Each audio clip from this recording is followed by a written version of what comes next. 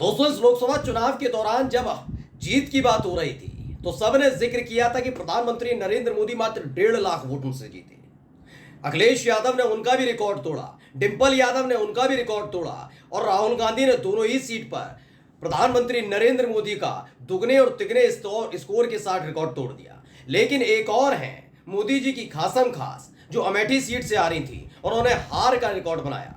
19 मंत्रियों में सबसे ज्यादा वोटों से हारने वाली स्मृति ईरानी 1,67,000 वोट से आ रही थी। लेकिन अब अमेठी से एक ऐसी खबर निकलकर सामने आ रही है जिसने सियासत को हिलाकर रख दिया है।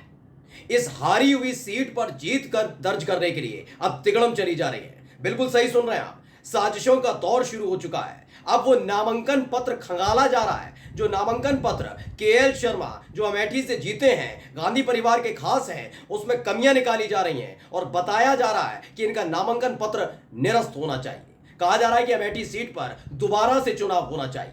नमस्कार, मैं हूं प्रज्वल गौतम और आप देख रहे हैं न्यूज सर्किल। ये तो आप सबको पता ही है कि अमेठी सीट पर केएल शर्मा ने स्मृति ईरानी को 1,67,000 वोटों से हरा दिया। वोटों से तो खुद प्रधानमंत्री नहीं जीते, जी हाँ, 1,52,000 वोटों से जीते। और देखिए, स्मृति ईरानी 1,67,000 वोटों से हार गई। ये सब किसकी वजह से हुआ, हर कोई जानता है। ये पूरा का पूरा खेल गठबंधन का है। जरूर फौरी तौर पर जब 5 राज्यों में विधानसभा के चुनाव हुए थे तब कांग्रेस ये मानने के लिए तैयार नहीं थी, लेकिन वक्त आने पर कांग्रेस ने भी माना कि उत्तर प्रदेश में अखिलेश यादव के बिना कांग्रेस अपने पैर नहीं जमा पाएगी। और यही वजह है, जब कांग्रेस पार्टी और समाजवादी पार्टी साथ आए तो जबरदस्त तूफान देखने को मिला। 37 सीटें, यानी सोचकर चलिए, तीसरी सबसे बड़ी पार्टी, देश की तीसरी सबसे बड़ी पार्टी बन गई अखिलेश यादव की पार्टी समाजवादी पार्टी। वहीं 6 सीट उत्तर प्रदेश में कांग्रेस पार्टी ने जीती, जिसमें से एक रायबरेली भी और अमेठी भी है। मैं अमेठी का जिक्र इसलिए कर रहा हूं कि अमेठी में अब खेल करने की कोशिश की जा रही है। क्या किया जा रहा है, पहले मैं एक खबर दिखा रहा हूं। जी न्यूज ने इस खबर को दिखाया है। खबर में क्या है, पढ़िए। दावा किया जा रहा है कि जो केएल शर्मा का अमेठी से बड़ी खबर, ये जी न्यूज कहता है केएल शर्मा की बढ़ सकती है मुश्किलें। अब जो जी न्यूज की तरफ से खबर है, खबर यह है कि केएल शर्मा के नामांकन पत्र में त्रुटि मिली है, गलती मिली है। पत्र में 18वीं की जगह 17वीं लोकसभा लिख दिया और इसी कमी के आधार पर अब भारतीय जनता पार्टी के जो जिलाध्यक्ष ने, उन्होंने हाईकमान को शिकायत दर्ज कराई है और माना जा रहा है कि इसी आधार पर वो नामांकन पत्र रद्द कराने की डिमांड की जा रही है। बड़ा पूरा खेल। अब आप खुद सोचिए, पहले नामांकन पत्र दाखिल होता है, भरा जाता है, दाखिल होता है, उसकी एक डेट होती है कि नामांकन वापस लेते हैं, सारी डेट निकल गई, चुनाव हो गया, परिणाम आ गए, लेकिन अचानक से बीजेपी इसे पचा नहीं पा रही थी कि उनकी को खासकर मोदी कैबिनेट की सबसे खासम खास मंत्री स्मृति ईरानी चुनाव कैसे आ गई। वो बात अलग है कि स्मृति ईरानी जब से हारी है तब से कहीं दिखाई नहीं दे रही, लेकिन कुल मिलाकर इस सीट पर जीत का एक नया प्रपंच चला जा रहा है। अब क्या करने की कोशिश की जा रही है, मैं आपको समझा देता हूं। जनता के वोटों में तो ये जीत नहीं पाए, यानी जनता ने जो वोट कास्ट किए केएल शर्मा के पक्ष में, उसमें तो स्मृति ईरानी को जबरदस्त हार का सामना करना ही पड़ा, है ना। लेकिन अब ये तिगड़मों से जीतना चाहते हैं। कैसे, जब लोकसभा चुनाव की तारीखों का ऐलान हुआ तो नामांकन जमा हो रहे थे और ऐसे में इन्होंने सूरत सीट पर यही खेल किया था। पहले कांग्रेस पार्टी के प्रत्याशी को अपने साथ मिला लिया, नामांकन पत्र रद्द हो गया। फिर उसके बाद तमाम निर्दलीय प्रत्याशियों के नामांकन रद्द कराए गए और फिर सूरत में निर्विरोध एक सीट जीती।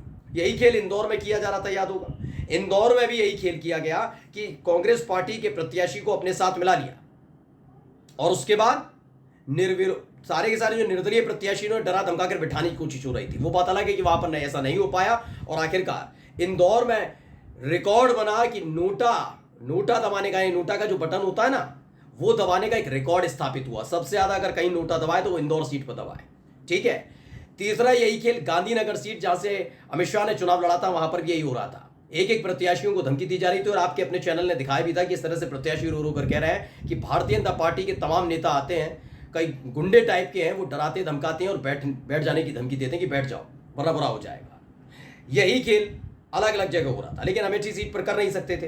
तो जनता ने अपना जब जनादेश सुनाया तो उसके बाद तब तक विश्वास नहीं था स्मृति ईरानी को, लेकिन जिस दिन वोटिंग हुई थी उसी दिन एहसास हो गया था वो हारने जा रही है। इसलिए अंदर खाने से खबर थी कि योगी आदित्यनाथ और स्मृति ईरानी में हॉट टॉक भी हुई थी, ऐसी खबर आई थी अंदर से। उसके बाद स्मृति ईरानी कभी अमेठी लौटी ही नहीं स्मृति ईरानी। उसके बाद परिणाम आया तो पता लगा 1,67,000 वोटों से हार गई। और अब क्या खबर आ रही है, खबर है कि भाई साहब जो केएल शर्मा ने नामांकन पत्र दाखिल किया था उसमें कमी है। खबर मैं पढ़कर बता रहा हूं, एक और जगह इसकी खबर छपी है, जी न्यूज ने छापी है। क्या लिखा, जी न्यूज ने लिखा है खबर में कि नामांकन में क्या हुआ, देखिए। अमेठी में फिर होंगे चुनाव, क्या एक गलती पड़ेगी कांग्रेस पर भारी, क्या फिर होंगे चुनाव। बताया गया कि उत्तर प्रदेश की प्रसिद्ध लोकसभा सीट पर आखिर क्यों हो सकता है फिर से चुनाव। स्मृति ईरानी को हराने वाले अमेठी से नवनिर्वाचित कांग्रेस सांसद किशोरी लाल शर्मा की मुश्किल बढ़ सकती है। मुश्किल बढ़ने के पीछे कारण अमेठी से नवनिर्वाचित कांग्रेस सांसद केएल शर्मा का नामांकन पत्र में त्रुटि मिलना बताया जा रहा है, जो दावा बीजेपी की तरफ से हो रहा है। क्या है इसमें बताया जा रहा है, सुनिए। लोकसभा चुनाव से पहले कांग्रेस के अमेठी से नवनिर्वाचित सांसद ने नामांकन पत्र दाखिल करते हुए गलती उन पर भारी पड़ सकती है। किशोरी लाल शर्मा के नामांकन पत्र में मिली त्रुटि सोशल मीडिया पर वायरल हो रही है। वायरल पत्र के मुताबिक नामांकन करते हुए किशोरी लाल शर्मा ने 18वीं लोकसभा लिखने के बजाय 17वीं लोकसभा लिख दिया था। और ये हो भी सकता है, इसको हल्के में मत लीजिएगा। हो सकता है दबाव डाला जाए, हो सकता है चुनाव आयोग रद्द भी कर दे, कुछ पता नहीं है इस देश के अंदर। क्योंकि चुनाव आयोग ने पूरे चुनाव के दौरान जो खेल किया वो हम सब ने देखा। आगे क्या है पढ़ता हूं। भाजपा के जिलाध्यक्ष ने की शिकायत। नामांकन पत्र के वायरल होते ही भाजपा के जिलाध्यक्ष ने पार्टी के उच्च स्तर के लोगों से इसकी शिकायत की। भाजपा जिलाध्यक्ष के मुताबिक जिस तरीके से गलती हुई उससे सीधा जिलाधिकारी की कार्यशैली पर संदेह होता है।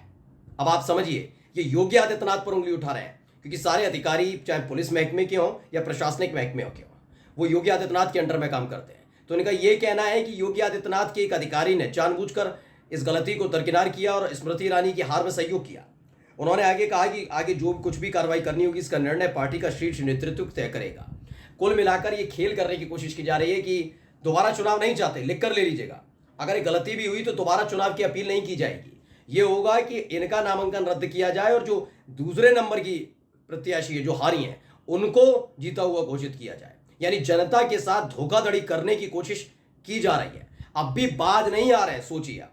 और अमेठी सीट पर हार इसलिए ज्यादा इनको चुभ रही है क्योंकि पहले जब राहुल गांधी इनसे आ रहे थे तो बड़ा उछल उछल कर जीत का जश्न मनाया जा रहा था। लेकिन इस बार गांधी परिवार के एक ऐसे कार्यकर्ता जिन्होंने जिंदगी में कोई चुनाव लड़ा ही नहीं, मैं विधानसभा का नहीं कह रहा हूं, मैं लोकसभा का नहीं कह रहा, उन्होंने पार्षदी तक का चुनाव नहीं लड़ा।